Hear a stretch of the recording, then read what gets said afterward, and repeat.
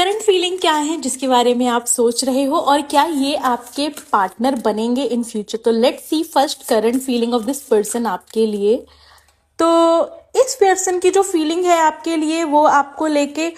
नई बिगिनिंग करने की है, बट अभी राइट नाउ उतने एफर्ट नहीं है इनकी तरफ से जितने होने चाहिए। इनको लगता है कि आपकी तरफ से एफर्ट नहीं दिख रहे हैं, तो इसीलिए ये भी एफर्ट नहीं दिखा रहे हैं क्योंकि इन्हें आपकी तरफ से लैक ऑफ एफर्ट नजर आ रहा है। बट अगर बात करो कि इनका और आपका फ्यूचर साथ में है या नहीं है, प्रेजेंट सिचुएशन जो भी है,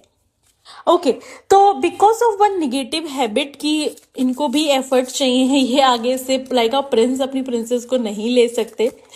तो इसीलिए इनके और आपके बीच में एक ऐसी सिचुएशन बन रही है कि आपका और इनका फ्यूचर जो है अभी साथ में नहीं दिख रहा है। और अभी इनके और आपके बीच में उतनी बेटर चीजें नहीं हैं क्योंकि ये रेडी